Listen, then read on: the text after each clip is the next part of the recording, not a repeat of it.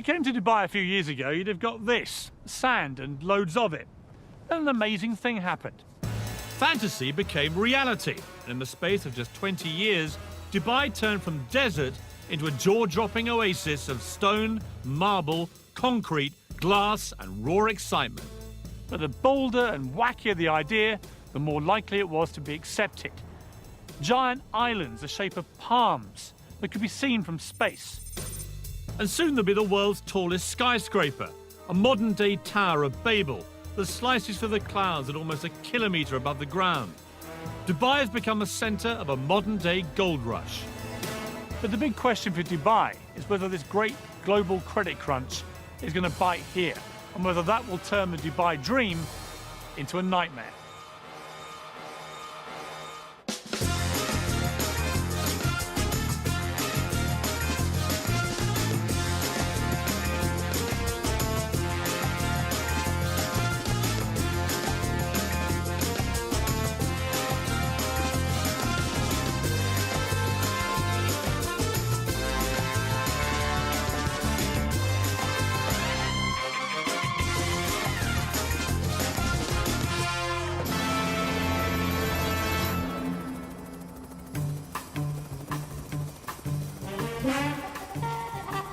Dubai is one of the 7 states that make up the United Arab Emirates, under the rule of Sheikh Mohammed bin Rashid Al Maktoum. Its reputation as a tax-free haven and land of opportunity has attracted 120,000 Brits, all chasing the Dubai dream. You have both completely lost your marbles. I mean, you have paid $50 million for a load of sand. A dream where your position in society can be elevated overnight and vast riches are there for the taking. It's quite a journey from a secretary on an Oxfordshire estate to this, flogging £17 million apartments in Dubai. In a country where Sharia-based law is dished out on crop-top-wearing partygoers, what's it really like to live here? And mixing with the locals, I talk tactics with the man that bought Man City. There's the Burj Al Arab. And what about the world's financial meltdown? Are they feeling the heat? You say credit crunch, people think, whoa, there's no credit crunch in Dubai. It's not coming, it's here. But lurking in the background, behind all of this, is the fact that in just 10 years' time, Dubai's oil will run out. The race is on. If you'd invested in property out here over the past 6 years, I'd give your financial advisor a raise, because you'll easily have trebled your money. But it wasn't for the faint-hearted. 4 miles out to sea is probably the craziest property investment on the planet.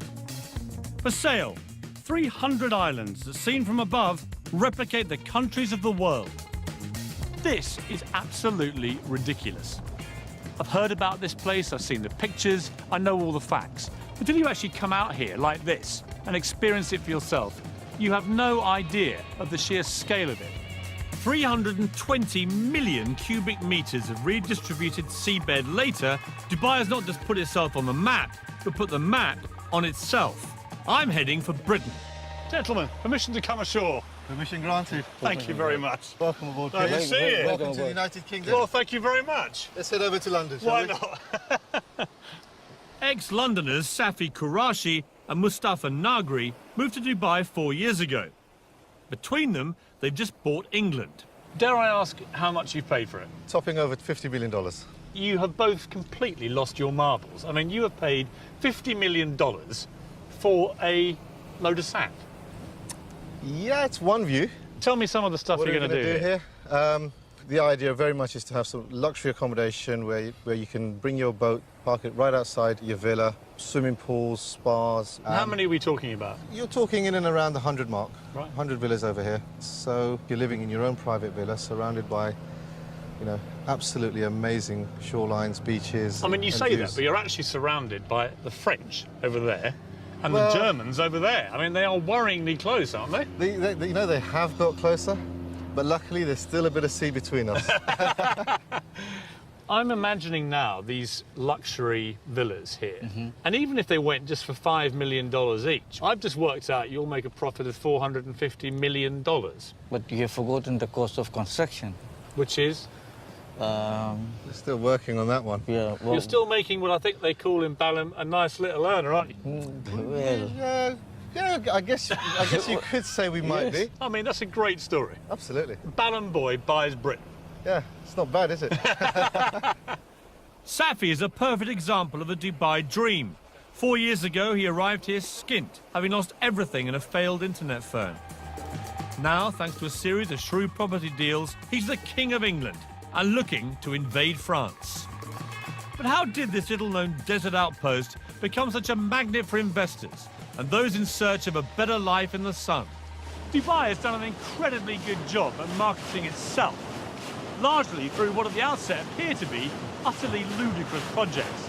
Think Dubai and you think glamour, wealth, and a rich hedonistic playground. Hardly surprising then that back in Britain, wrapped under red tape and trapped under the dark grey skies, so many downtrodden wannabes think this place is utterly irresistible.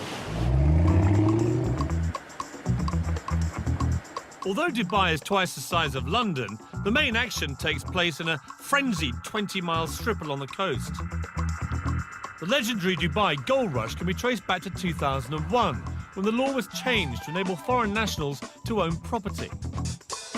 It coincided with the launch of the most famous of Dubai's artificial island projects, the Palm Jumeirah, which, because it's connected to the mainland, lured investors by the truckload.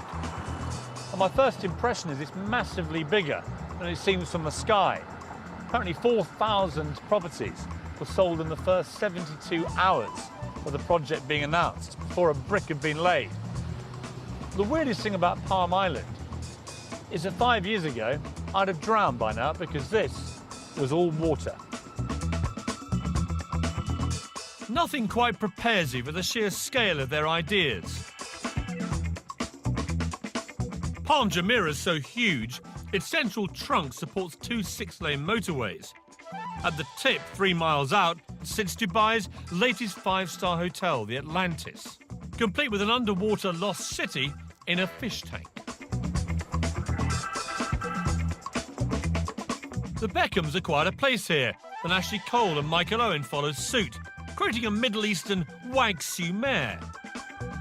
It may look like Brookside on the beach, but having a Palm address is the ultimate status symbol.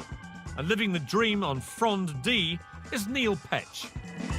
Neil came out here 14 years ago and now publishes the Dubai version of GQ magazine.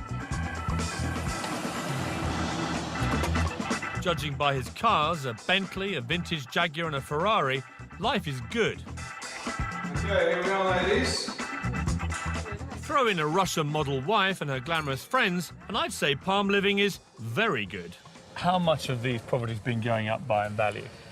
Well, about 4 villas on either side of me. No one lives there. People had them as an investment, and they're going up at such a rate that they don't actually need to rent it. I wish I were in that position. I mean, if you bought that one at the start, for example, what would you have paid? Well, that was probably about £700,000, 2.6 million dirhams in our currency. And what would it be worth now? 15, something like that. So around 6 times what you paid for it. Exactly. So it's been an amazing investment for people. Yeah, it makes you question your own job when you're earning a lot less than your house is doing by sitting there. And is there, like, in any development like this, is there a bit of, you know, keeping up with the Joneses? Absolutely. I mean, I've had to upgrade my barbecue several times. Dubai has learnt a very British lesson. We do like to be beside the seaside. Waterfront property commands a premium, and building out into the sea will add 300 miles to their coastline. But when we struggle to build something as simple as a Millennium Bridge, how do you create an entire city in just 20 years? I have some days when I say, you know, this is crazy. I want to go to New Zealand. I want to live in a farm, you know. And when you built it, how do you make sure the rich come flocking? This is ridiculous. I mean, how many towels are there? Why would you need 100 towels? And at the world's only 7-star hotel, I sampled the Dubai dream for myself.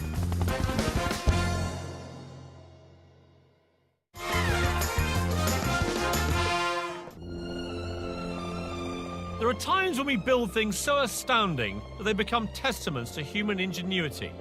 The pyramids of Egypt, the Great Wall of China, and now, Dubai? Extravagance and Dubai go hand in hand, but this really does take the gold-plated biscuit.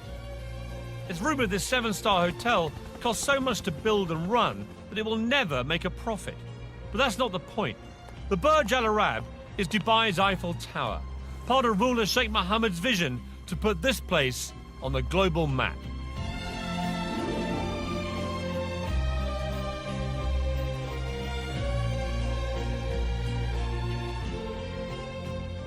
The best rooms here will set you back 12 grand a night and come complete with one of the hotel's 16 white Rolls Royces and your own personal manservant. They boast that they cater for every whim at the Burj Al Arab, and that's certainly the case with me, because I spent my entire life waiting for a bed where I could go to sleep looking at myself.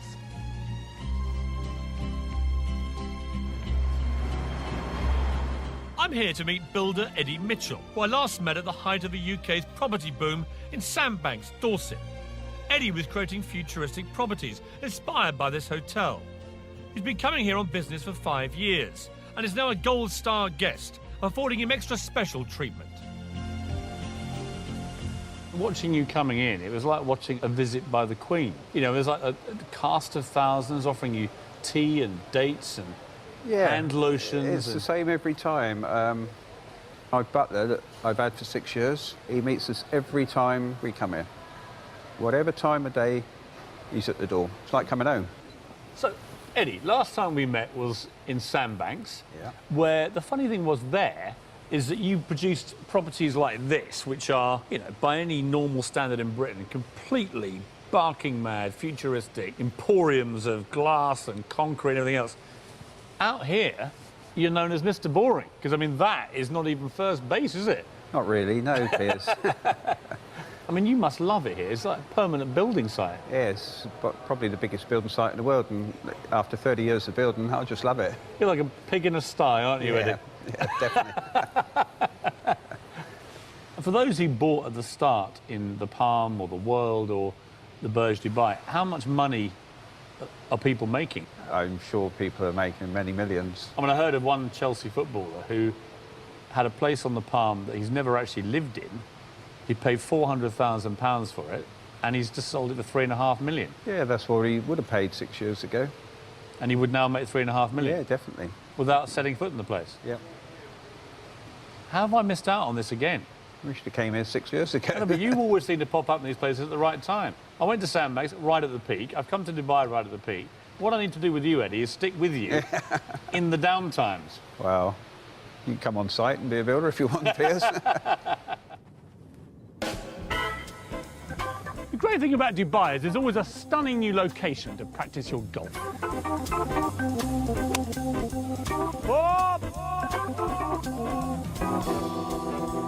But you wouldn't have thought you could practice your skiing as well. This is Ski Dubai. It's 45 degrees centigrade out there, and in here, -4. In fact, it's absolutely bloody freezing. The thing about Dubai is that the crazier the idea, the more likely it is to be accepted. There are many extraordinary feats of construction underway in Dubai at the moment. A few more remarkable than this. It's going to be the biggest theme park in the world. It's going to be 107 square miles. Or to give you some idea of perspective, bigger than Birmingham. But even more extraordinary is the fact that they boasted that the catchily named Dubai Land would be finished into 7 years. Achieve that in the current economic climate, and I'll eat my sunglasses. This is a model of what the theme park will look like, and quite frankly, it's one of the most breathtaking things I've seen in my entire life. There are going to be life-size replicas of the Taj Mahal, the Eiffel Tower, the Egyptian pyramids, even Big Ben and the Houses of Parliament. There's a Las Vegas-style strip, only it's 4 times as big as Vegas. There's only one word for this: bonkers. But in Dubai, biggest is best. This humongous fish tank is built inside the world's biggest shopping centre, next to, yes, you're way ahead of me, the world's biggest building. I've been to lots of tall places in my life. The Empire State Building, Eiffel Tower. I worked at Canary Wharf for 10 years.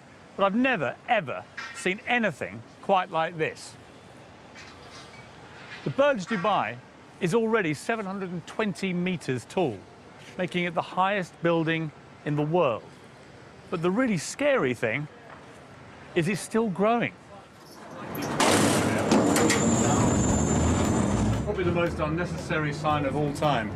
Please don't lean on the doors. The sheer bravado of this structure beggars belief. They're even adding a new story every 3 days. It's another part of Sheikh Mohammed's plan to make sure Dubai stands out. The final height is still top secret, but the ambition is to be almost double the height of the next tallest building on Earth. The Earth's vanishing. I've never been this high in my life anyway. Mr. Ali Alabar, the 5th most powerful man in Dubai, is chairman of Emaar, a government-backed construction company building the tower. So we're right in the middle here on floor 160. We're 611 metres up. Yeah. There's still, as I can see, I mean, there are 20, 30 floors more already under construction. Yeah. Does it wobble, this? I mean, does it move around? No, it doesn't move much. Do you know how far? I think if it moves maximum, probably move this much. Who's going to be here? I mean, who will be on these floors? I think indeed these are office floors. People have bought private apartments here too, right? Correct. Yes. What was the most expensive one, do you know? A whole floor could probably cost you about $45 million, a whole floor. Oh, bargain. Yeah, it's a bargain compared to London prices, of course. You know Sheikh Mohammed better than many people. How would you describe him? I've been with him 15 years, and there are times when his energy is so unbelievable. This building here, the first time we've designed it was 90-story, and the meeting was 1 minute. And His Highness said, no. I said, okay. So I did, I think, about 120. He said, no. So I just brought a chart of all the tall buildings in the world, and I put in this building. And he said, okay, how much taller than the tallest? I said, well, we're about 40% taller. He said, good, you go.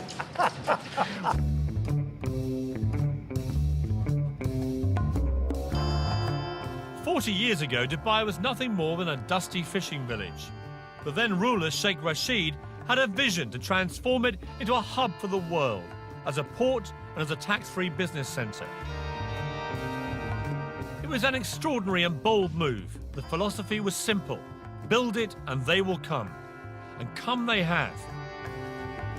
Now, under the rule of his son Sheikh Mohammed, the vision continues. Dubai often feels more like a corporation than a state. And that's because just three things matter here: business, finance, and success. Unlike in Britain, where huge developments can get bogged down for years in red tape and bureaucracy, over here they can go up in months. And the reason is quite simple: Sheikh Mohammed. Whatever the Sheikh wants gets done, and fast. Of course, being able to use millions of cheap workers from Southern Asia has made it all possible. In 2007, accusations were made of slave labour conditions, so Sheikh Mohammed set up a confidential free hotline for construction workers to report any abuse. As a result, conditions have certainly improved. But each year, UAE workers send home an estimated £4 billion in wages, so a recession in Dubai would have serious global implications. But trying to get anyone to actually talk about the possibility of economic downturn here in Dubai was like trying to get blood out of a stone. I turned to Michel Kanu, a billionaire businessman from the 9th richest Arab family in the world. Are you totally sold into this vision, or are there going to be problems, do you think? Well, now there's going to be a lot of economic upheaval globally, and it's going to come and affect us. See, no one mentions that here. I know. You say credit crunch, people will say, whoa, whoa, there's no credit crunch in Dubai. In the Arabic culture, to say something, if you say it out loud, there's a perception that it'll happen. So we don't even call cancer cancer, we call it the disease that can't be mentioned. It's the same mentality. Is there a credit crunch coming in Dubai? It's not coming, it's here. It already exists. Now, for people to come and say, you know, this is the end and death of this area, it's not going to be the death of this area. What's going to be is a natural timeout, if you want, allow things to come back to its normal position and then move forward. Dubai, I think, is a good place to be if you're looking at 15, 20 years down the road. Because if you're looking at 2 years down the road, God knows what's going to happen in the next 2 years in terms of global finance. During the boom times, Dubai was the hottest property market in the world. The carrot that had expats scurrying here faster than a bleached blonde to a footballer. Helen Tatum is typical of those that came chasing the Dubai dream. She landed here 4 years ago and owns Dubai Luxury Homes, one of the most successful estate agents in town. Today, she's showing me a flat aimed very much at the not-so-poor. Amazing views, vast amount of room. I mean, how big is this? It's 13,400 square feet. The master suite takes at least a third of the apartment. So it's all about the bedrooms out here, is it? Exactly. And what would it cost if you wanted to buy this? £17 million. Wow. Who would buy a place like this? I mean, who's living in this block? Yeah, I mean, discretion is the word, but I mean, we've got sporting personalities, we've got presidents of countries.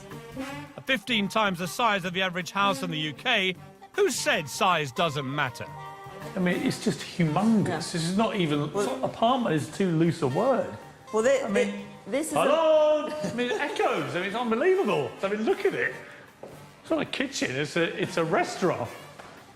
That's the children's bedroom. Of course it is. How silly of me. Here's the bathroom. This is the bathroom. I mean, this they take is... a lot of care over the bathroom. This is ridiculous. I mean, how many towels are there? There must be 100 towels in here. Why would you need 100 towels? I mean, it is just opulence on an almost regal scale, isn't it? It is. It's a staggering apartment. Perfect for your average multi-millionaire. It's a great view. Amazing view. But maybe not so good for a billionaire. Which is why the next phase will have its own heliport on the roof. That is going to be just going for a higher level altogether. That's going for your billionaires rather than just the millionaires. And it's going to have its own helipad, and you know, they're working on their own immigration so that you can just jet in and... Well, literally, so some Russian oligarch just Exactly. lands on the roof, and out come immigration That's right. officials. Yeah, Incredible. you've got them. What's a nice girl like you doing, flogging £17 million apartments in Dubai? I don't know, it just happened 4 years ago. Set up my own real estate company, and What were you doing back in Britain? I worked on a country estate in Oxfordshire. Doing what? Doing what? As the estate secretary. You're a secretary? Estate secretary. Estate secretary, sorry, I don't want to diminish your role, but I mean, it's quite a journey from It is. a secretary It is. on an Oxfordshire estate to this. Yeah. And you're now would say. glimmering in diamonds and Rolexes and Well. stuff. So life's been good for you, right, Helen? It has. Thank you. And that's not the half of it. Helen now has her own polo team with 8 Argentinian ponies and a full-time professional trainer. It certainly beats typing. Friday is polo day here at Arabian Ranches. It's a bit of a fixture of the expat community. A chance to revel in the good life whilst catching a chukker and slithering up the social ladder. Becky from Bingley, West Yorkshire. Yeah. And here you are at polo. Yeah, I'm at the polo. Bingley girls are not really used to doing this sort of thing, are you? Let's be honest. No. I came over here and I launched a magazine for another company, and I've just launched this magazine, and I'm 28 years old and I would not get that in the UK. From the Not Guild. badly for a girl from Bingley, have you? It's all right. I'm quite happy.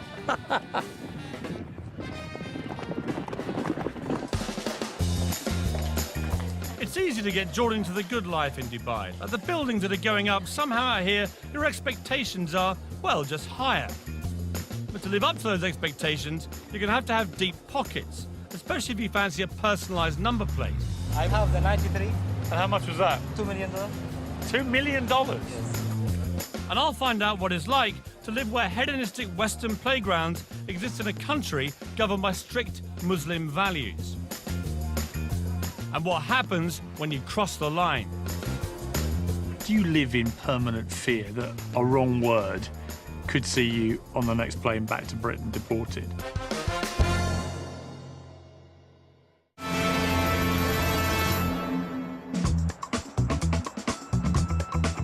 I wanted to get an Arab perspective on Dubai. Fortunately, the man that bought Manchester City, Dr. Suleiman Al Fahim, has a house here. He's made a fortune in property and is the Alan Sugar of Arabia, with his own apprentice-style TV show and even his own catchphrase. Impress me. When he said he'd show me around the city, I didn't realise he meant in his own private jet. He impressed me.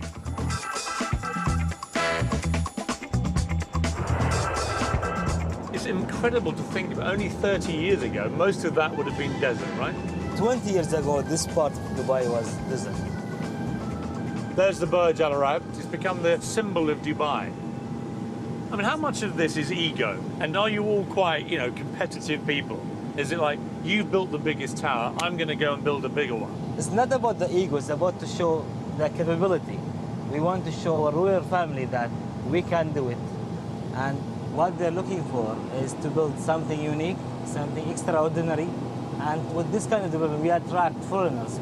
I mean, how much money is there down there now, would you guess? The last number announced recently was around $300 billion. 300 billion US dollars, just swimming around below us. I was told your very first major project here, you made 150 million US dollars on that deal. Is that right? Yeah, that's right. And you cleaned up. I mean, you made 150 million bucks. The good thing, once I came with the... You're allowed to smile when I say that figure, by the way. I know to you it's not much money. To me, I mean, this is like unbelievable. What's it like being a billionaire? You look like you have a lot of fun. You're always smiling. Yeah, you really enjoy it. For us, we don't really enjoy with money and cash. We really enjoy with family. It's about more cultural friendship between the family relationship and the friend relationship. Now that's a family I'd like to get into. I wonder if he has any single female relatives. So we've seen the city from the air. Now it was time to see it at ground level, in the world's only Versace Lamborghini Murcielago. Dr. Suleiman paid $600,000 more than the standard car for this designer model to ensure he cuts a dash on Dubai's highways. The big thing in Dubai is about number plates, isn't it? Yeah, number plates is very important. Your one is 737. Is that a valuable one? Yes. But the 2 digits is more important. I have the 93. 93? I bought because that's the year of graduation of my wife. And how much was that? Today it's worth $2 million. $2 million? Yes. For 93? Somebody would pay you $2 million for that? Amazing. Thank goodness his wife didn't graduate in 83. Even he might have struggled to pay for that one. With such mind-boggling spending power on tap, it'll come as no surprise that all pockets are catered for. Shopping here at one of Dubai's super malls is a bit like being back at home, to be honest. Harvey Nicks behind me, a Lacoste over there, Starbucks, Zara. The only difference here is you've always got to look out for that unexpected visit by the billionaire Arab sheikh. So, how about a mobile phone? What do they cost? It will be 110. £110? Yes, £1,000. £110,000, I see. And this one? This is £100,000. Oh, okay, so that's a bit more of a bargain. Yes. So do you actually sell these phones? Yes. A few weeks ago, the one sheikh chose 4 telephones. So an Arab sheikh came past your shop and bought 4 of these? Yes. For £500,000? Yes. Blimey, what on earth do you do when you want an upgrade? It's all so easy to get sucked into the affluent lifestyle in Dubai. The place just drips success. Most expats here enjoy a quality of life they could only have dreamt about back in Britain. Vast villas, sprawling staircases, giant swimming pools and personal maids. They spend their days enjoying the leisure at 5-star hotels like this, and their nights at parties covered by the society pages of Hello magazine. Small wonder then that so many start to feel, well, a little bit grand. After all, back in Britain, they were minnows. Here in Dubai, everyone's a whale. Tonight's the Hot 100 party, an annual event where the local version of Hello magazine draws up a chart of all the movers and shakers in town. In the main, it's the likes of spa managers and boutique owners that make it, but it's taken very seriously. If you're in, you're in. And if you're out, you may as well be in Goodbye magazine. You've made it. You haven't. Well, actually, I may have. I've just been speaking to the editor. There's this whole sort of strata zone that you get into when you get into the Hot 100. I mean, it's quite cool to be considered, like, hot. And apparently none hotter than yours truly. Well, the hottest thing that I found at the Ahlan Hot 100 party is Mr. Piers Morgan. Welcome. Hello.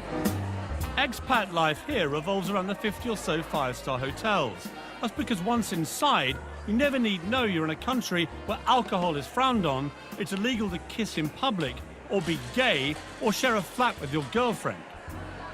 Dubai knows it needs Westerners to succeed, and so deliberately turns a blind eye to goings-on, providing they go on the private property of the hotels, a kind of expat bubble where life is good and intoxicating. The Barashti Bar is a regular expat haunt. It's not far from where a couple of Brits were recently arrested for having sex on the beach, although I believe that might be illegal back home as well. Enjoying herself in a slightly more legal way is 46-year-old mother of two from Birmingham, Karen Brady. Dressed to kill tonight, Karen? Always, always. Is this your nightly This is garb? generally, yes. Generally. Less is more.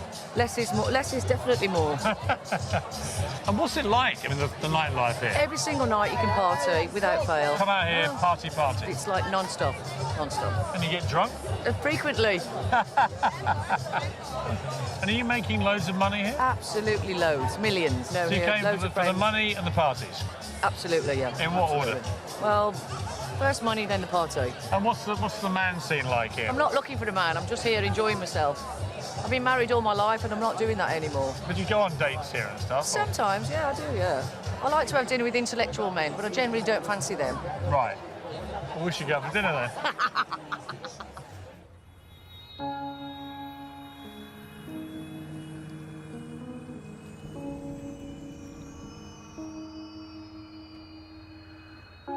In the last year, 230 Brits have ended up in Dubai's prisons for a range of offences, from the normal, like drink driving, to the abnormal, like bouncing a cheque. If you are going to come out here, make sure you learn the law. For example, sex outside of marriage can get you a year in jail. Possession of over-the-counter drugs that contain codeine, 4 years. Even Harry Potter books were recently banned from schools because witchcraft is strictly illegal in Dubai. It's a difficult society to get your head around. On the one hand, a traditional autocratic leader uses strict Sharia-based law to rule with a rod of iron. On the other hand, in the five-star hotels, you can forget you're even in the Middle East. But the two cultures exist side by side in parallel universes, and except for at the shopping malls, rarely mix. Consequently, the expats live in fear of making a silly mistake or inadvertently breaking a law that could, with a swipe of the pen, see them deported. I drove into the desert with blogger and ex-journalist Alexander McNabb. He's been living out here for almost 20 years and has first-hand experience of what happens when the two cultures clash. It is. It's like being on the moon, isn't it? Amazing. When I first moved here, that was in the early 90s, I came out here running a magazine which was shut down because I criticised the wrong guy's computer. It was a computer review mag, and the computer didn't work. And so we said the computer doesn't work, which in retrospect was probably naive of me. Or to tell the truth. To tell the truth. But it offended a man who happened to be related to a man who happened to be in a position to do something about it. So my office was sealed by the Ministry of Information. Now, the great thing about Dubai today is that actually probably can't happen. Is it relaxing, the censorship? Is it getting easier? Yes, it is. If you can stand up a good story where a government department has behaved appallingly, I think you've got a chance of running that story. When I first came out here, you wouldn't have done. So you're now seeing allegations being made against some quite big figures in government and corruption investigations going on that were unthinkable here. It's a process of change. If you're in the media out here, as you are, do you live in permanent fear that a wrong word could see you on the next plane back to Britain deported? Are you wary about what you're telling me, for example? No, I don't think I have that fear. I might be horribly wrong, but I don't think I have that fear. I don't live in fear. I don't live in fear of saying what I think. Oh, don't worry, but I've just seen 2 quad bikes with a couple of government officials nipping over that dune. It's you they're after. They've been listening, haven't they? Part of the problem lies in the fact that the Sheikh can change laws virtually overnight. Tenants and landlords who ignore the villa sharing ban could be fined up to 50,000. While we were filming, in an attempt to stop overcrowding amongst unskilled workers, it was decreed illegal to share property with anyone except close family. If you're thinking of coming out here, make sure you do your homework. Disconnecting water and power supplies. Super. I'm off to meet an old friend, Patty Parfit.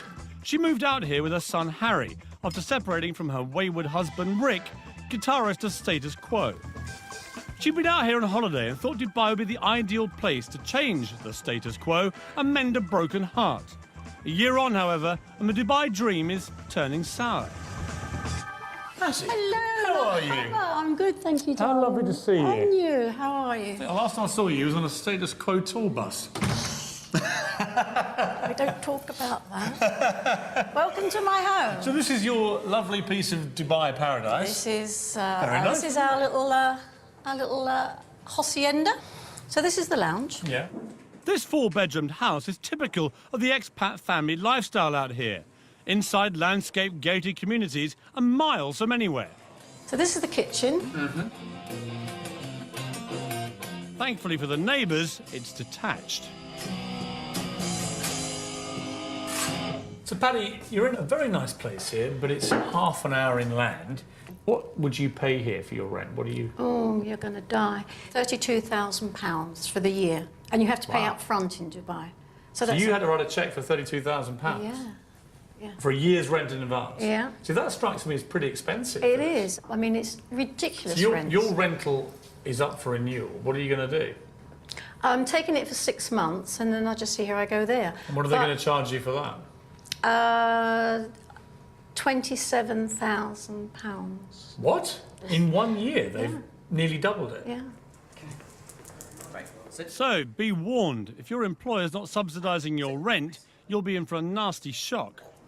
It's terribly expensive in Dubai. It You get this really idea that is. this is wonderful tax-free haven. Yeah. Everything's dirt cheap. So it's not really like that. No, and you know, I don't want to spoil anybody's holiday or dream to move to Dubai, but you really got to look at it because it's not all what it's cracked up to be. People who are watching this are going to be thinking, I quite fancy coming to Dubai. Yeah. And yet you seem to have fallen slightly out of love with the dream. Yes, I have, haven't I? Oh God, where do I go now?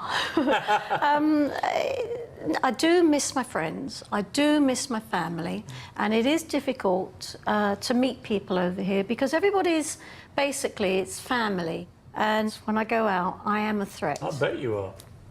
How old are you? 57. I mean, that is amazing. Yeah. Recently divorced. To a rock star. Long bombshell. Used to be with a rock star. You are public enemy #1 to these women. Fantastic. That's rock and roll. So what does the future hold for Dubai? I'll be looking at the changing face of society here as it opens its doors wider to Western values. Could their secret defence against the credit crunch come down to a few familiar faces? Try some of these. God, that's disgusting. And just how much are they prepared to spend to make sure Dubai does become the greatest city in the world? Khalid will be getting millions. Multi-millions. Multi-millions.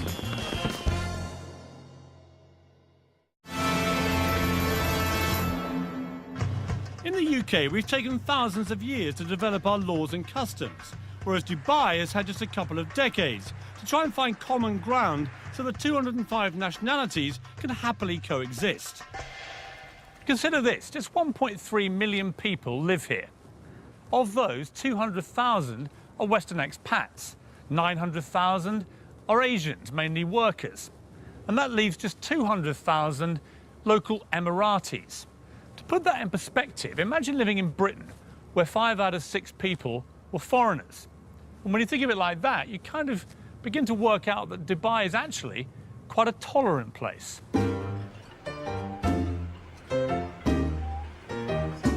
It's a sign of Dubai's willingness to welcome foreigners into its midst, to keep moving forward. And someone taking full advantage of that acceptance is Derek Khan. Oh, it's very good. Derek, a former fashion stylist to pop stars like Salt and Pepper and Snoop Dogg, is today better known as an ex-jewel thief. What happened, very stupidly, I pawned jewels. And of course, pawning, you don't pawn what is not yours. And I dug myself into a nightmarish hole. I would have to go take one piece of jewel, go to another company and lied, basically, to get another piece, and which I pawned, and it became a circle, a nightmare circle. And you got a 2-year prison sentence. Yes, I did. He served 2 years in a New York jail for his crimes, was kicked out of the US and settled here in Dubai, reinventing himself as, get this, a jewellery designer. there you are, a convicted thief, felon, for want of a better phrase. You're kicked out of America, and then Dubai, where you would imagine they're quite strict about that kind of thing, they welcome you in here. I was accepted into Dubai because I think I was very straightforward with what I had done. I was very straightforward in who I am, and they kind of saw what I can do. You're also fairly unique, though. I mean, there aren't many Dereks in Dubai that I've met. Not with this look, the whole thing, you know? Well, you'll be surprised. Dubai is just, you know, again... There are more of you out there? I hope not, but... Put it in, give me a little swing. What I hear everywhere is that if you do this, you're out. If you do that, you'll be deported. So what I haven't found is any real evidence they actually do this. I mean, do people get chucked out of Dubai? Well, of course they do. You know people who've been deported? Well, no, I don't. That's the point. I mean, I don't know anyone who's been deported. But, you know, the thing There seems to be a collective fear of being deported Well, you without see- any evidence well- anyone ever is. Well, listen, the collective fear works because guess what? I can open my car, and especially from New York City, I could never dare leave my computer in the car. I do it all the time. I leave my doors unlocked at home. You think that the rules are a small price to pay, really? For a very small price to pay. You know, it gives you that sense of security. And I couldn't be happier here. Right, beautiful. Beautiful. Right. Lovely.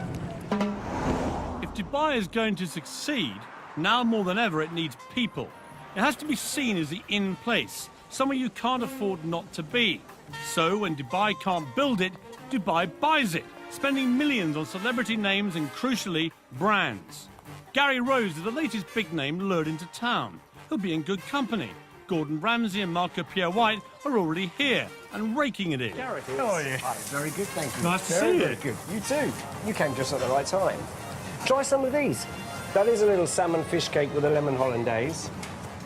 God, that's disgusting. I don't even laugh. I mean, it's actually delicious, but just to see what your face is like, it's delicious. Tell me, Gary, you've flown all the way to Dubai, and you've flown all the food out here as well. Oh, yes. Why don't you just stay in England? Oh, yes. What? Well, it's 36 degrees outside and it's snowing in the UK. Where would you choose? You know, I just thought, no, you know, I want to spread the word about British cooking. But be honest, Gary, would you be out here if there wasn't a whacking great big Arabic check in it? I mean, I know a lot of chefs, right? I must You all like your money. Hang on, where's that contract of mine?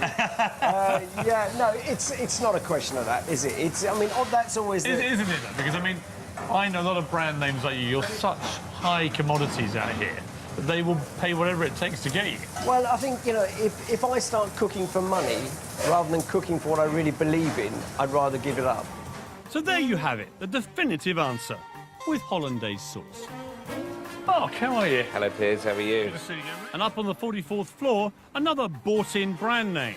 Mark Fuller will be opening a version of London's Embassy Club here next year. No offence to you, Mark, but you and Gary Rhodes are not exactly, you know, the Beckhams.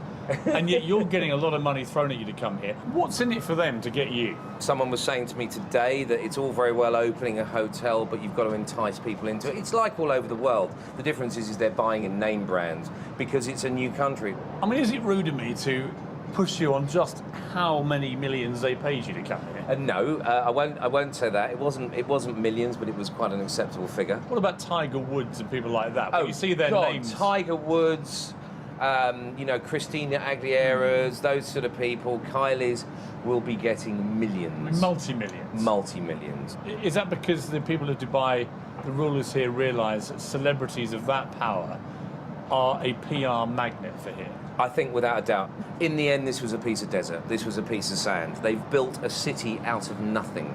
How do you attract everybody? They want to be number one. They don't want to be number two, number three, number four.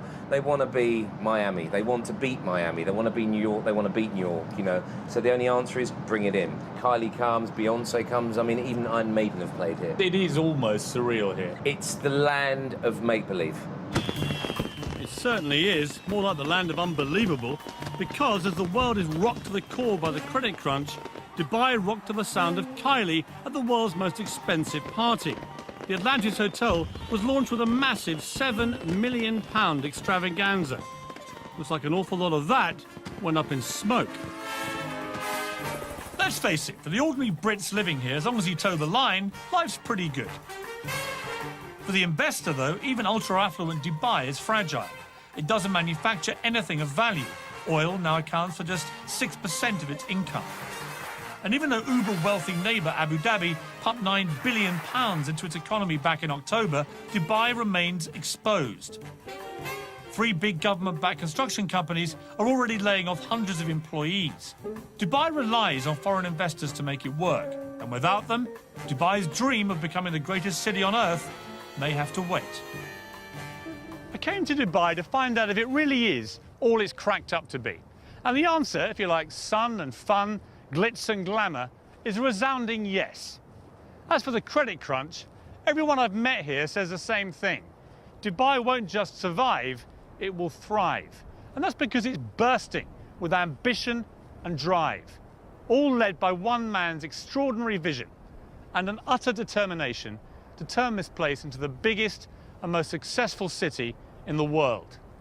As for my part, I think I'll borrow the favourite phrase of the British builder. It'll be all right when it's finished.